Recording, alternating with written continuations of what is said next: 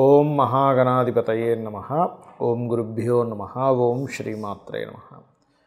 అరుణాం కరుణాతరంగితాక్షీం ధృతపాశాంకుశపుష్పబాణచాపాం అనిమాదిభిరావృతాం మయూకైః అహమిత్యేవ విభావయే భవానీం. శ్రీమాత్రే నమః.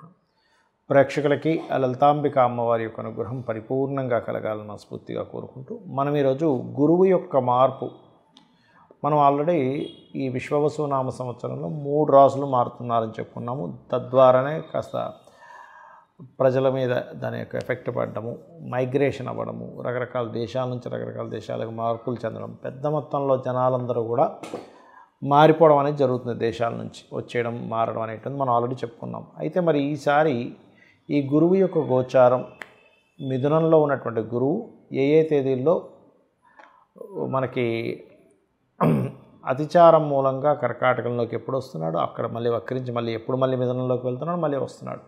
అంటే ఇక్కడ ఏమిటంటే, ఇక్కడ మీరు గమనించినట్లయితే 18/10/2025 నుంచి, అంటే ఈ నెల 18వ తేదీ నుంచి గురువు మార్పు జరగనుంది కర్కాటకంలోకి. 18వ తేదీ వచ్చినటువంటి గురువు 12 నవంబర్ 2025కి వక్రిస్తున్నాడు కర్కాటకంలో. వక్రించి ఆ వక్రగతిలో వెనక్కి వెళ్తూ కూడా 5/12/2025కి మీకు వెరీ క్లియర్లీ మిథునంలోకి వెళ్ళిపోతాడు. మిథునంలో వక్రగతిలోనే ఉంటూ ఆ వక్రగతిని కంప్లీట్ చేసుకోవడం 11/3/2026కి వక్రగతి పూర్తవుతుంది. వక్రగతి పూర్తి అయిన తర్వాత మరలా 2/6/2026కి, అంటే నెక్స్ట్ ఇయర్ జూన్ 2వ తేదీకి కంప్లీట్గా మరలా కర్కాటకంలోకి వస్తాడు. అంటే ఏమిటి, ఈ 5 మార్పులు, గురువు మార్పుల వల్ల ఏ భావాలు, ఏ రాసుల వారికి ఏ భావాలు ఎఫెక్ట్ అవ్వనున్నాయి, ఏ విషయంలో మీరు జాగ్రత్తగా ఉండాలనేటువంటి అంశాలు చెప్తుంది. నేనైనప్పటికీ కూడా చెప్పిస్తుంది సాక్షాత్ లలితా అమ్మవారిగా భావిస్తూ తెలుసుకుందాం. మకరం వారికి ప్రస్తుతం గురువు 6వ స్థానంలో ఉన్నాడు. ఈ యొక్క గురువు 18 అక్టోబర్ 2025 నుంచి మారుతున్నాడు. గుర్తుపెట్టుకోండి, ఎప్పుడైతే మారుతున్నాడో ఇది ఇచ్చేటువంటి రిజల్ట్ ఏమిటి అంటే, 6లో ఉండే గురువు ఎప్పుడు కూడా రుణాలు లభించేలా చేస్తాడు. కాకపోతే ఆ రుణాల వల్ల తీసుకోవడం వల్ల కొంత స్ట్రెస్ కూడా ఇస్తూ ఉంటాడు. 3వ అధిపతి 3/12 అధిపతి 6లోకి వెళ్తున్నందుకు.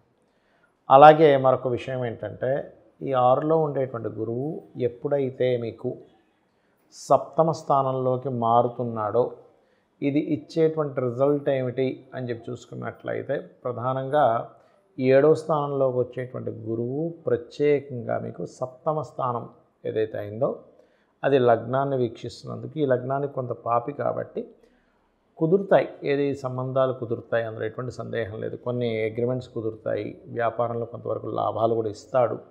కానీ కొంచెం ఈ సంబంధం కుదుర్చుకునేటువంటి విషయంలో లగ్నానికి పాపి కాబట్టి, ఎంతైనా ఎగ్జాల్టెడ్ గురువు కాబట్టి కొంత అనుకూలత ఇస్తూ, గురుబలాన్ని ఇస్తూ కొంత స్ట్రెస్ కూడా ఇస్తాడు వివాహం విషయంలో.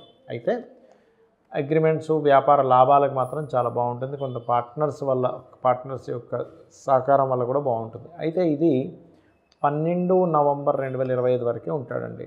దాని తర్వాత వక్రిస్తాడు, అక్కడి నుంచి ఏం వెళ్ళిపోడు, వక్రిస్తాడు. అంటే మరలా మీకు మిథునం వైపు దాని ప్రయాణం జరుగుతుంది. ఎప్పుడైతే మిథునం వైపు తన యొక్క ప్రయాణం జరుగుతుందో అది ఇచ్చేటువంటి రిజల్ట్, ఈ యొక్క ప్రయాణంలో ఆ గురువు 12/11/2025 నుంచి 5/12/2025 వరకు ఆయన వక్రించుకుంటూ మిథునంలోకి ఎంటర్ అయిపోతాడు. దీనివల్ల అందులోకి ఎంటర్ అయిపోగానే అక్కడి నుంచి అగైన్ మరలా మీరు రుణం కోసం చేసే ప్రయత్నాలు, కొంచెం అన్నదమ్ముల మధ్యన చిన్న కోల్డ్ వార్, అక్కచెల్లెల మధ్యన కానీ అన్నదమ్ముల మధ్యన కానీ కొంత కోల్డ్ వారు, రుణం ఇప్పించడం వల్ల, రుణం మీరు తీసుకోవడం వల్ల కొంత స్ట్రెస్, ఇట్లాంటివి జరుగుతూ ఉంటాయి. అలా వక్రించినటువంటి గురువు వక్ర త్యాగాన్ని కూడా వెరీ క్లియర్లీ 11/3/2026కి పొందుతాడు. 11/3/2026 నుంచి వక్రత్యాగంలో ఉన్న గురువు 2/6/2026 వరకు అక్కడే ఉండి 2/6/2026కి మరలా సప్తమంలోకి వస్తాడంటే, సప్తమంలోకి వచ్చినప్పుడు ఎలా అయితే వివాహ సంబంధించిన విషయంలో ఛాన్సెస్ వస్తాయి, కొన్ని అగ్రిమెంట్స్ చేసుకోవడానికి మరలా బాగుంటుంది 2/6/2026 నుంచి. అలాగే మరొక విషయం ఏంటంటే, ఎప్పుడైతే లాభాన్ని చూస్తాడో కొంచెం పార్ట్నర్స్ వల్ల వ్యాపార అభివృద్ధి కూడా ఇస్తాడు. అయితే ఇక్కడ మనం అర్థం చేసుకోవాల్సింది, మీ జన్మజాతకంలో ఏ మహాదశలు, అంతర్దశలు నడుస్తున్నాయి, మీకు గురుగ్రహం ఎలా ఉంది, పాపకత్తెల్లో ఉందో శుభకత్తెల్లో ఉందో, దాన్ని బట్టి మీకు ఇప్పుడు గురువుగా మారినందుకు దాని ఫలితాలు పూర్తి స్థాయిలో వస్తాయి. దానికి సంబంధించిన దానాలు, శనగలు దానంగా ఇవ్వడం, ఏ పాపగ్రహాల మధ్యన అయితే ఉందో ఆ గ్రహాలకు దానంగా ఇవ్వడం, గోవులకి అరటికాయలు తినిపించడం చేస్తూ ఉండండి. అన్ని విధాలా బాగుంటుంది. ఈ యొక్క గురువు విషయంలో చాలామందికి సంశయాలు ఉన్నాయి. ఏమంటే గురుగ్రహం గురు బలం అంటారు, ఇప్పుడు పలానా రాశి వారికి ఉందంటారు, పలానా రాశి వారికి లేదంటారు. అసలు ఈ గురుబలం చూసుకోవడం ఎలాగా? ఇక్కడ మీరు అర్థం చేసుకోవాల్సింది ఏంటంటే గురుబలం కేవలం రాశికో కేవలం లగ్నానికో కాదు, భావానికి చూడాలి. గుర్తుపెట్టుకోండి. అంటే గురుబలం ఒక్కోసారి లగ్నానికి ఇస్తే ఆ జీవుడు బాగుంటాడు. అంటే ఎటువంటి ఇబ్బందులు వచ్చినా కూడా జీవుడు ఏంటంటే ఏదో దైవం రక్షిస్తున్నట్టుగా వెళ్తూ ఉంటుంది అతని జీవితం అనేటువంటిది. అలా కాకుండా ధనభావానికి కనుక గురుబలం పెరిగితే ధనపరంగా ఏదో దైవ సంకల్పంతో వస్తుందేమో ధనం అన్నట్టుగా ఉంటుంది. 3వ స్థానానికి కనుక గురుబలం వచ్చినప్పుడు అగ్రిమెంట్స్ చేసుకుంటుండాలి ఎవరైనా కానీ. గుర్తుపెట్టుకోండి. ఆ రకంగా 4వ భావానికి గురుబలం వచ్చినప్పుడు మీరు ఏదైనా ఒక ప్రాపర్టీ కొనుగోలు చేయడానికి, వాహనం కొనుగోలు చేయడానికి, ఏదైనా ఒక విషయాన్ని అంటే చూడండి, మనం ఏదైనా ఒక కంపెనీ స్టార్ట్ చేస్తున్నాం, 4వ భావానికి గురుబలం రావాలి. 5వ భావానికి గురుబలం వచ్చినప్పుడు సంతానం కోసం చేసే ప్రయత్నాలు, ఇవాళ రేపు చూడండి IVFలు IUIలు చేయించుకుంటూ ఉన్నారు. అటువంటి విషయాల్లో 5వ భావానికి గురుబలం వచ్చినప్పుడు బాగుంటుంది. 6కి గురుబలం వస్తే లోన్స్ లభిస్తాయి. గుర్తుపెట్టుకోండి. 7వ స్థానానికైతే అప్పుడు వివాహం కోసం చూసుకోవాలి. అందరూ ఏం చేస్తారు, గురుబలం ఉంది వివాహం చేసేస్తారు. కానీ అలా కాదు. 7వ భావానికి కానీ శుక్రుడికి కానీ కుజుడికి కానీ ఆ రకంగా గురుబలాన్ని చూసుకోవాలి.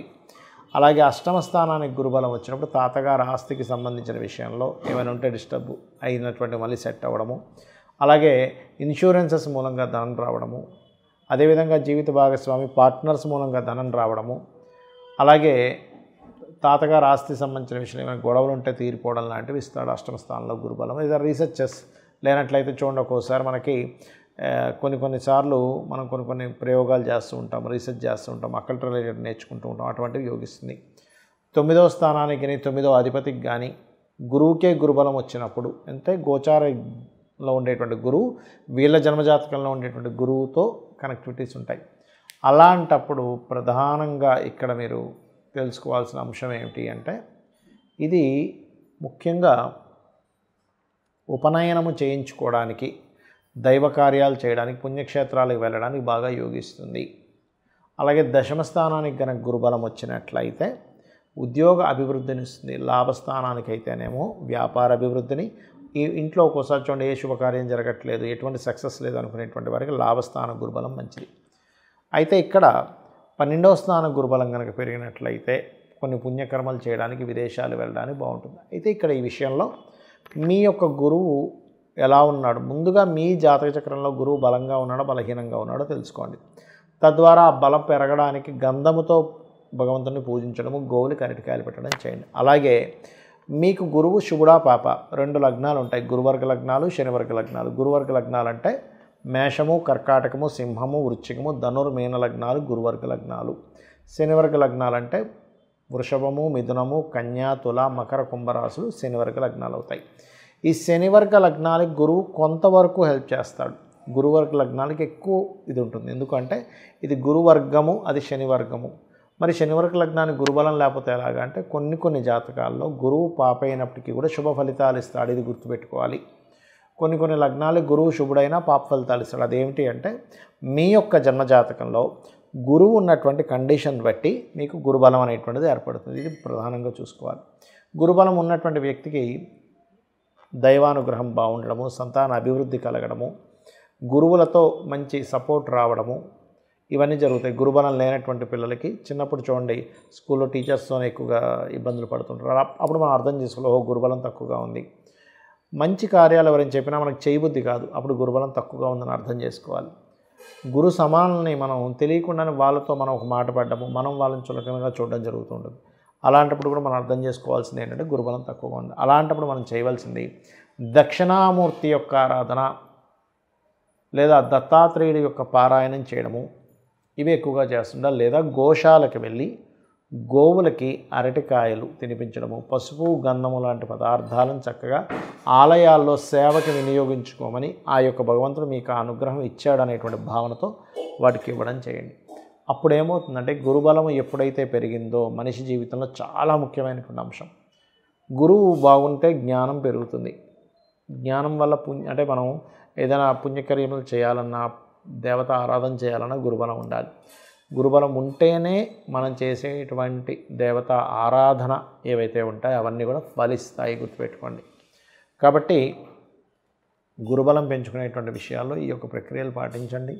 పసుపు రంగు వస్త్రం దానంగా ఇవ్వండి మీ గురువు కనుక బాగున్నట్లయితే, లేదా శనగలు దానంగా ఇవ్వండి, గోవులకి తినిపించండి, గురుగ్రహం దగ్గర దీపారాధన చేయండి. కొన్ని జాతకాల్లో గురువు నీచపడ్డం కానీ పాపగ్రహాలతో కానీ ఉన్నప్పుడు అప్పుడు ఇంకొంచెం దాన్ని చాలామంది తెలియక గురువు బాగాలేడు కదండి అందుకే కనక పుష్యరాగం పెట్టేసుకొని అంటారు. అలా పెట్టుకోకూడదు. గురువు బాగుంటేనే పెట్టుకోవాలి. గురువు బాగులేని పక్షంలో వాటికి సంబంధించిన దానాలు ఇవ్వాలంటే శనగలు, పసుపు రంగు వస్త్రము, పసుపు గంధము ఇలాంటివి దానంగా ఇస్తూ ఉండాలి. లేదా పసుపు రంగు వస్త్రాలు ఎవరికైనా దానంగా ఇవ్వవచ్చు ఆలయాల్లో ఉండేటువంటి వారికి. తద్వారా మీకు గురువు ఇచ్చేటువంటి నెగటివ్ రిజల్ట్స్ తగ్గుతాయి, పాజిటివ్ రిజల్ట్స్ అనేటువంటివి పెరుగుతాయి, గుర్తుపెట్టుకోండి. ఇలా చేయండి, అన్ని విధాలా మీకు బాగుంటుంది. శ్రీమాత్రే నమః.